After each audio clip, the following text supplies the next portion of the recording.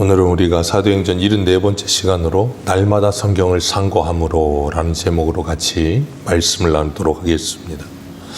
데살로니가에서 말씀을 전했던 바울과 실라는 많은 사람들이 예수 그리스도를 믿고 그들의 삶의 변화가 찾아오므로 유대인들이 시기가 났고 주변 사람들이 보기에도 그들의 삶이 완벽히 변하는 모습을 보면서 돈이 주인이던 삶, 그리고 성공이 주인이던 삶, 이 세상의 것들로 임금을 삼고 살던 삶에서 예수 그리스도가 자신의 임금됨을 믿고 그 예수 그리스도를 섬기는 삶을 살아가는 모습, 그리고 바울과 실라를 그들이 따르는 모습을 유대인들은 보고 시기했고 사람들을 선동해서 천하를 소동하게 하는 자라 그랬습니다. 그 당시 천하란 로마를 말하는 것이고 이 유대인들에게 천하란 자기들이 가지고 있는 자기들의 생각의 천하입니다. 그러니까 우리는 모두가 다 각자 자신만의 천하가 있어요.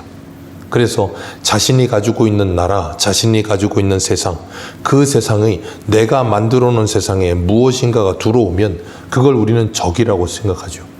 나만의 세상, 나만의 왕국이 있는데 거기에 왕이라는 분이 찾아오면 그건 왕과 왕의 싸움이 되어버리는 거예요. 그러니까 이들은 시기할 수밖에 없고 분노할 수밖에 없고 천하를 소동한다라고 생각한 거예요. 그러나 천하를 소동한 게 아니라 자기들 안에 있는 자기들의 천하를 소동하게 한 거죠. 그 일이 어떻게 일어났어요? 하나님의 생명의 말씀, 살아있는 말씀의 역사함으로 그런 일이 일어났다 그랬습니다. 그리고 유대인들이 사람들을 선동해서 바울과 실라를 잡으려고 하니까 밤에 형제들이 바울과 실라를 베레아로 보냅니다. 이 데살로니가에 있다가는 바울이 위험해질 거라는 것을 직감하고 베레아로 보내는데 바울이 그곳에 가서도 실라와 함께 회당을 찾습니다. 바울은 어디를 가든 회당을 찾았고 회당이 없으면 말씀을 전할 곳을 찾았어요. 어디를 가든 말씀 전하는 일이 가장 중요했다고 생각했고 우리가 어저께 보았던 것처럼 2절 말씀의 17장 2절에 자기의 관례라 그랬습니다. 그 관례라는 말이 습관이라 그랬습니다.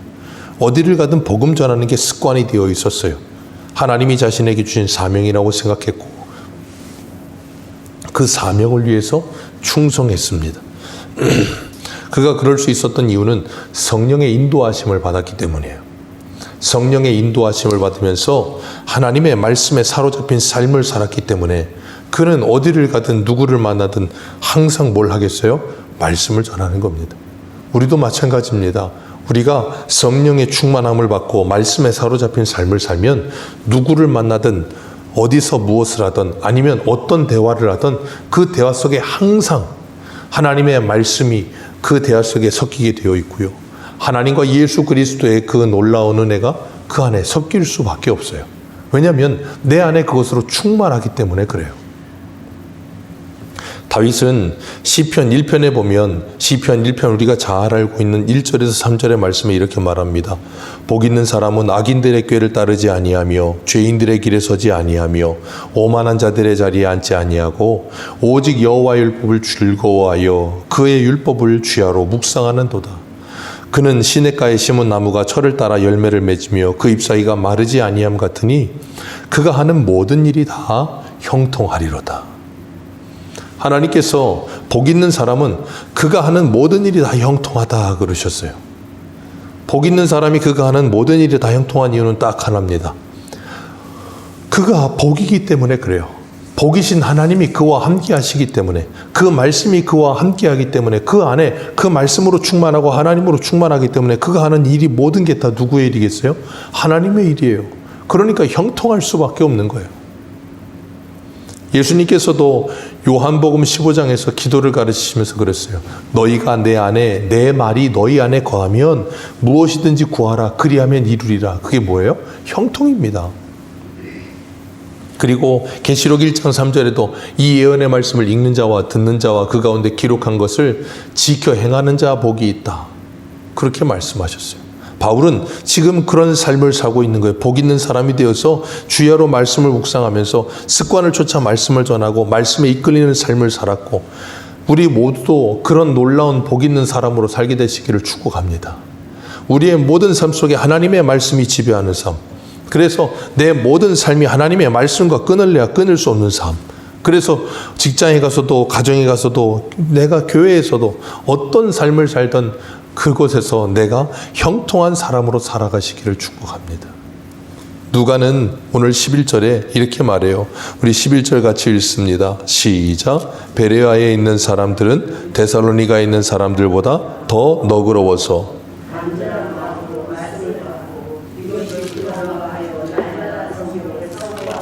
아멘. 이게 어떤 사람이에요? 복 있는 사람입니다. 이게 형통한 사람이에요. 옛날 성경에는 그들이 더 신사적이었다, 더 너그러워서를 더 신사적이었다라고 표현을 했었는데 베레아 사람들이 그럴 수 있었던 이유는 하나님의 말씀에 사로잡힌 사람들이었기 때문이에요. 그렇기 때문에 사도 바울이 전하는 말이든 아니면 누가 전하는 말이든 그 말을 듣고 그 말을 들을 때 어떤 마음으로 들어요? 간절한 마음으로 하나님의 말씀을 듣습니다. 간절한 마음으로 듣고 거기에서 끝내는 것이 아니라 뭐였다고요? 그러한가 하여 그 들은 간절히 들은 그 말씀이 하나님의 말씀인가 하여 날마다 성경을 뭐 했어요? 상고해 보았다는 겁니다. 두 가지가 중요한 거예요. 간절한 마음으로 하나님의 말씀을 들어야 됩니다. 그리고 그것을 확인해야 합니다. 무엇으로 확인해요? 성경으로 확인하는 겁니다. 데살로니가 교회의 성도들도 우리가 어저께 보면서 데살로니가전서 말씀을 보았지만 그들이 하나님의 바울의 말을 들을 때 누구의 말로 들었다 그랬어요? 하나님의 말씀으로 들었더라.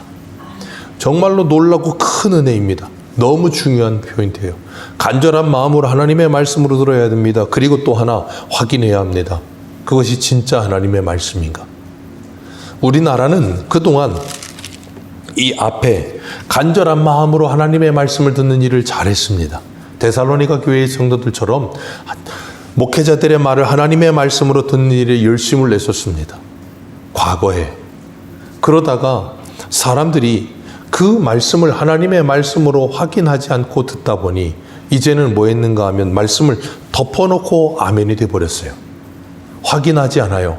그냥 설교를 들으면 그걸로 하나님의 말씀이다 라고 못 박아버린 거예요. 그러다 보니까 많은 시행착오를 겪게 됐죠. 그리고 오늘날은 설교를 하나님의 말씀이라고 듣지 않는 경우가 많아져 버렸습니다. 그건 너무나도 잘못된 거죠. 설교를 들을 때 간절한 마음으로 들어야 되고 칼빈은 그랬어요. 성경은 기록된 말씀이고 설교는 선포되는 말씀이라 그랬어요. 그렇기 때문에 하나님의 말씀으로 간절히 들어야 합니다. 그리고 확인해야 합니다. 그것이 정말 하나님의 말씀인가 다시 또 확인을 해야 돼요. 그게 너무 중요해요. 왜냐하면 사도 요한은 요한일서 4장 1절에 이렇게 말했어요. 사랑하는 자들아 영을 다 믿지 말고 오직 영들이 하나님께 속하였나 분별하라. 많은 거짓 선지자가 세상에 나왔습니다. 그러니 분별하는 일이 중요하다는 거예요. 우리가 간절히 듣고 간절히 믿는 일이 중요하고 또 확인 작업을 통해서 그것이 진정 그러하다면 뭐 해야 돼요? 확신을 가져야 되는 거예요. 그리고 나면 뭐 하는가 하면 성도들의 신앙에서 무엇이 나타나는가 하면 담대함이 생겨요.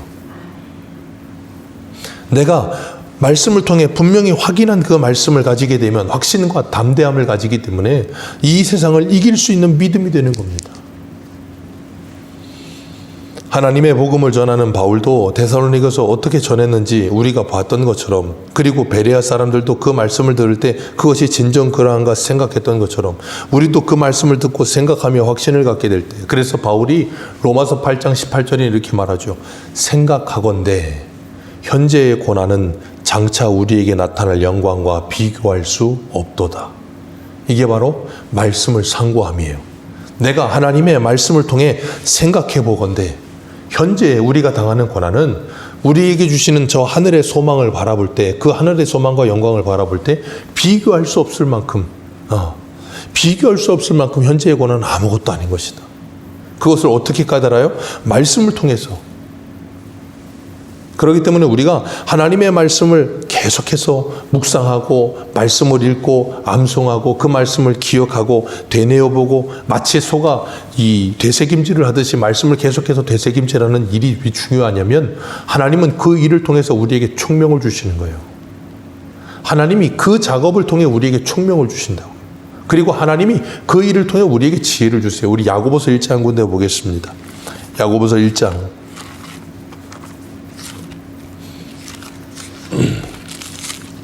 야고보서 1장 5절입니다.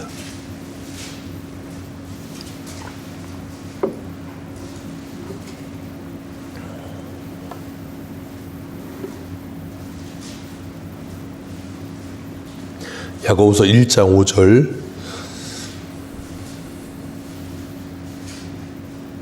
같이 한번 읽습니다. 시작. 너희 중에 누구든지 지혜가 부족하거든 모든 사람에게 후히 주시고 꾸짖지 아니하시는 하나님께 구하라. 그리하면 아멘. 하나님께 뭘 구하래요? 지혜를 구하래요. 그 지혜가 어떤 지혜를 말하는 거예요? 하나님을 아는 지혜, 성경을 아는 지혜, 이걸 구하라는 거예요. 그럼 하나님이 뭐 하신다고요?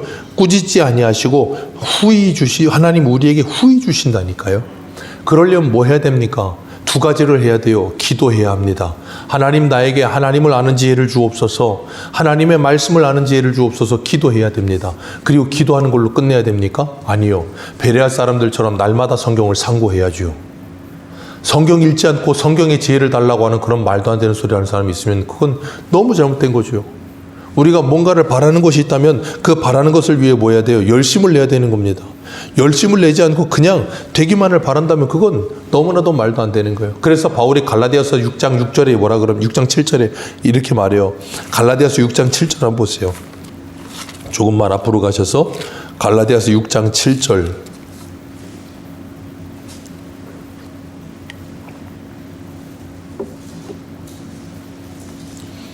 같이 읽습니다. 갈라디아서 6장 7절에서 9절입니다. 시작.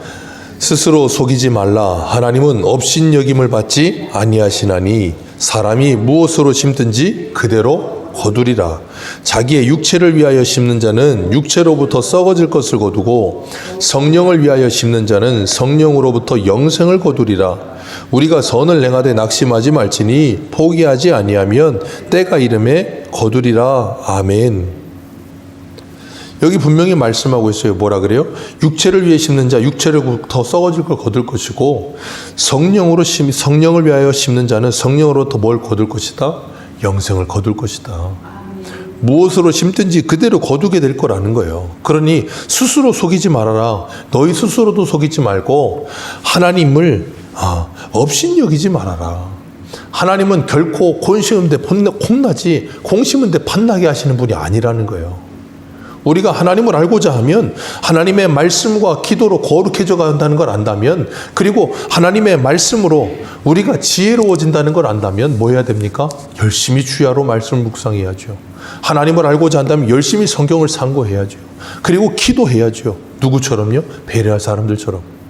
확인을 해야죠. 들은 말씀을 다시 확인하고 그 말씀을 곱씹어보고 어떻게 내가 그 말씀을 적용하며 살아야 될까를 생각해야죠. 그래야 뭐 한다고요? 확신과 담대함이 생겨요. 세상에 이단들도 그들이 가진 잘못된 확신과 잘못된 담대함을 보세요. 목숨을 겁니다. 세상에 온 나라가 아니라고 해도 이단은요, 그 자기의 잘못된 확신과 담대함에 갇히면 누구도 그들을 못 이겨요. 여호와의 증인들 보십시오. 집총 거부하고 들어가가지고 감옥에 들어가서 군대 안 가고 손가락도 잘라요. 왜? 나는 전쟁하면서 총을 쏠 수 없다는 거예요. 그런 잘못된 확신에 빠지면 그렇게 삽니다. 그런데 예수를 믿고 하나님의 진리를 믿는다고 말을 하는데 우리는 세상 앞에 그런 확신과 담대함이 있습니까? 우리의 믿음은 정말 세상을 이깁니까? 그들도 손가락을 잘라가면서까지 감옥에 들어가 앉아있으면서까지 세상을 이기겠다고 자기들의 잘못된 확신과 믿음을 관철시키려고 하는데, 우리는 우리가 믿는 믿음, 우리가 믿는 정말로 하나님의 말씀, 이게 진리라고 믿는 사람들입니까? 아니면 세상에서 조금만 뭐라고 해도 이리 흔들리고 저리 흔들리고. 왜 그런다고요? 확신이 없어서요. 확신이 없어서 그런 거예요. 하나님의 나라에 대한 확신, 그 나라의 영광에 대한 확신, 이 말씀에 대한 확신, 이게 없으니까 그런 거예요. 왜 그렇다고요? 확인을 하질 않아요. 읽지 않아요. 이게 무엇을 위해 우리에게 주어진 건지 생각지도 하지 않아요. 주님께서는 신명기 10장 12절에 이렇게 말씀하셨어요. 이스라엘 사람들아, 내 하나님 여호와께서 내게 요구하시는 것이 무엇이냐? 내 하나님 여호와를 경외하며 그의 모든 도를 행하고 그를 사랑하며 마음을 다하고 뜻을 다하여 내 하나님 여호와를 섬기고 내가 오늘 내 행복을 위하여 내게 명하는 여호와의 명령과 규례를 지킬 것이 아니냐? 하나님이 우리에게 이 계명, 이 율례를 주신 이유는 우리의 행복을 위해 주셨대요. 그러니 우리가 진정으로 행복해지려면 어떻게 해야 돼요? 하나님의 말씀을 지켜야 되는 거예요. 하나님의 말씀을 지키지 않고 행복해질 수 있는 길은 없습니다. 이 세상의 사람들은 자기들의 이 쾌락과 욕망을 채우는 걸 행복이라고 생각해요. 그게 바로 사람을 불행하게 하고 절망에 빠지게 하고 사망에 이르게 하는 거예요. 생각해 보세요. 자기 욕망대로 이성 없이 본성대로 베드로가 말하는 것처럼 짐승과 같은 삶을 사는 사람들을 보십시오. 행복합니까? 자기는 행복한 줄 착각하죠. 그러나 시간이 지나 보십시오. 그들의 삶이 행복한가? 전부 다 멸망으로 가요. 하나님이 우리에게 주시는 말씀을 따라 사는 것, 우리가 가장 기본이 되는 십계명을 보십시오. 십계명만 지키고 살아도 우리는 세상을 살면서 행복하게 살 수 있어요. 하나님이 그런 것들을 우리에게 주시면서 하나님과 함께 살기를 원하세요. 그러려면 뭐 해야 됩니까?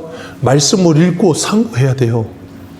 자꾸 그러면서 내 안에 그 말씀이 자리 잡게 해야 됩니다. 그래서 세상의 소리와 세상의 말이 내 안에 들어와서 나를 뒤흔들어 놓지 못하도록 말씀을 상고하며 확신을 가져야 돼요. 믿음을 가져야 된단 말이에요. 안 그러면 그거 없으면 세상에서 무슨 말만 하면 들어와가지고 사람을 막 흔들어 놓으니까 성도가 이랬다가 저랬다가 갈피를 못 잡고 그냥 흔들리기만 하는 거예요. 전 그래서 가끔씩 이단들을 보면 정말 도전을 받아요. 아, 우리 성도들이 이 정도의 확신만 가지고 살아도 우리가 세상을 이길 텐데 저 잘못된 확신과 잘못된 담대함을 가지니까 세상을 이기겠다고 달려드는데 우리는 어떻게 그렇게 되지 않을까? 참 안타깝다는 생각을 합니다. 오늘 베레아 사람들은 분명히 말합니다. 날마다 성경을 상고함으로. 이것이 우리들에게 우리의 남은 인생에 정말 모토가 될 수 있게 되기를 주님의 이름으로 축복합니다. 그래서 그 말씀에 사로잡히는 삶, 그리고 12절에 보니까 그 중에 믿는 사람이 많아지고 헬라인 귀부인과 남자도 적지 아니하다 그랬습니다. 그렇게 바울과 실라가 베레아에서도 하나님의 말씀을 전하면서 베레아 사람들 중에 많은 사람들이 믿기 시작하고, 그러니까 그들의 삶의 변화가 찾아오고, 그러니까 베레아에서도 웅성웅성해겠죠. 야, 저기 오늘날 갑자기 바울이랑 실라라는 사람이 와서 말씀 가르치더니 사람들이 막 저기 따라가서 수백 명씩 가가지고 말씀을 듣더라.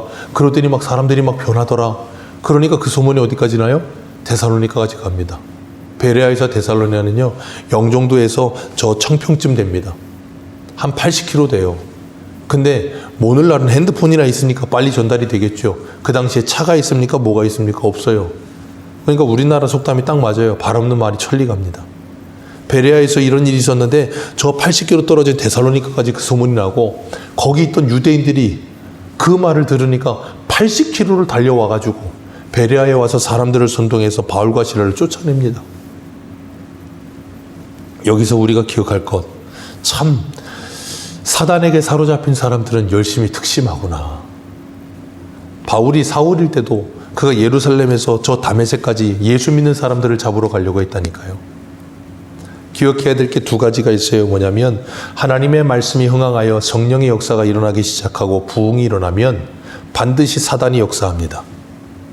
이건 100%예요. 1%의 예외도 없습니다. 말씀이 부흥하기 시작하고 성령이 역사하기 시작하면 그곳엔 반드시 사단이 강력하게 역사합니다. 그러지 않은 적이 한 번도 없어요. 그런데 사단이 반드시 역사하는데 그 사단의 역사가 활개를 치지 못하는 이유가 딱 하나예요. 성령의 역사가 더 강력하기 때문이에요. 그러려면 뭐 해야 된다고요? 말씀을 상고해야 합니다. 그리고 기도하셔야 됩니다. 안 그러면요, 사단의 역사에 교회가 쓰러져요. 우리는 잘 봅니다. 잘 이렇게 부흥하고 성장하던 교회들이 어느 날 갑자기 아무것도 아닌 문제 때문에 막 뒤숭숭해지고 흔들리고 그냥 무너지는 거 삽시간입니다. 왜 그렇다고요? 성령의 역사가 있었기 때문이에요. 교회가요, 성령의 역사 없고 말씀의 부흥이 없고 그냥 잠들어 있는 교회는요, 사단도 역사 안 합니다. 강력하게 역사 안 해요. 그러니까 성도들이 뭐예요? 그냥 매너리즘에 빠져 살아요. 그냥 그런 대로 적당히 삽니다. 그냥 주일날 한번 교회 오고 끝나고. 그러니 사단이 역사할 일이 없어요. 왜? 알아서 죽어서 사니까. 그런데 성령의 역사가 일어나고 사람들이 막 부흥이 일어나고 말씀이 뜨거워지고 기도가 뜨거워지기 시작하면 사단이 그걸 제일 싫어하거든요. 그러니까 80km를 달려와서 바울과 실라를 죽이려고 드는 거예요. 그렇기 때문에 우리는요, 기억해야 될 것이, 내가 말씀과 기도에 사로잡히지 않으면 절대 내 안에 이 부흥의 은혜가 오래가지 않는다는 걸 기억하셔야 돼요. 내가 교회에서 은혜만 받아봐도 아시잖아요. 내가 은혜 받아서 그렇게 살아보겠다 결단하면 저 문 열고 나가면 그 은혜 쏟아버릴 일이 생겨요. 그게 뭐라고요? 사단의 역사예요. 그래서 기도하셔야 돼요. 기도의 끈 놓고 살면 절대 부흥은 없습니다. 제가 장담할 수 있습니다. 기도의 끈을 놓고 살면, 말씀에 상고하지 않으면 부흥은 절대 없습니다. 왜요? 하나님이 우리에게 은혜를 주시는 방편이 그거예요. 말씀과 기도와 성례예요. 그거밖에 없어요. 근데 그걸 놓고 사는데 어떻게 은혜가 됩니까? 바울이 그랬잖아요. 갈라디아 6장에. 너희들이 육체의 일을 심으면 육체의 것을 거둘 것이고 영의 것을 심으면 영생을 얻으리라. 하나님은 만우리 여김을 받지 않으세요. 속지 마십시오. 육체의 것을 가득히 심어놓고 영생하고 성령에 충만할 거라고 속지 마십시오. 그게 사단이 주는 역사예요.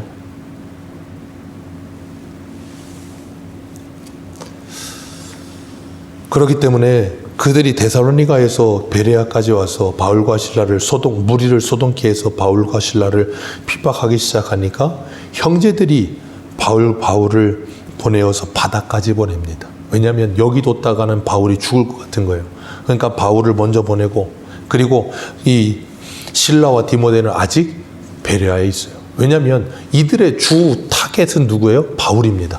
왜? 원래 유대의 자기들 편이었다가 완전히 적이 돼버리니까 유대인들에게 바울은 완전히 표적이 된 원수예요. 그러니까 바울 죽이겠다고 목숨을 걸고 따라다니잖아요. 그러니까 바울을 먼저 보내요. 그리고 사람들이 바울을 어디까지 갑니까? 바다 건너 아덴까지 보내요. 참 재밌는 것은 사도행전이 시작하면서부터 여기까지 17장까지 하나님의 복음이 어떻게 확장되는 걸 봐요? 유대인들의 핍박을 통해서 하나님의 나라는 확장됩니다. 놀랍죠. 핍박해서 거기에서 이쪽으로 옮겨졌는데 여기서 또 하나님의 나라가 세워지고, 여기 핍박했는데 여기서 끝나는 게 아니라 저기 가서 또 하나님의 나라 만들어지고, 그래서 이 대한민국까지 복음이 온 거고 이 영종도까지 복음이 온 거예요. 오늘도 우리는 이 복음을 붙들고 아까 말씀드린 것처럼 하나님의 성령의 역사와 말씀의 부흥이 일어나면 반드시 사단의 역사가 일어나는데, 그 사단의 역사는 하나님의 역사를 꺾지 못해요. 그렇기 때문에 뭐예요? 하나님의 말씀과 성령에 붙들린 바울이 가는 곳마다 하나님의 나라가 세워지듯이 오늘 우리도 사단이 아무리 우리를 방해하고 우리를 힘들게 하고 괴롭게 하고 우리의 은혜를 쏟아버릴 일이 생긴다 할지라도 그 모든 것을 하나님의 말씀을 묵상하고 상고하여 보면서, 그래, 내가 여기서 은혜 쏟아버리고 이렇게 살지 말아야지. 그래, 내가 하나님의 말씀 붙들고 고난이 찾아온다 할지라도 현재의 고난은 장차 올 영광과 비교할 수 없지. 그래, 하나님께서 내게 주시는 은혜가 풍성한데 이 은혜를 놓치고 하나님과 멀어진 단절된 삶을 사는 것이 생명이 죽는 것이고 그것이 사망이지. 이걸 묵상하면서 뭐예요? 어찌하든지 하나님과 붙어있기에 힘쓰는 거예요. 그러면서 그 확신과 담대함을 가지고 우리가 가는 곳을 하나님의 나라 만들기 위해 복음을 전하는 일에 충성하는 저와 여러분들 되시기를 축복합니다. 기도하겠습니다.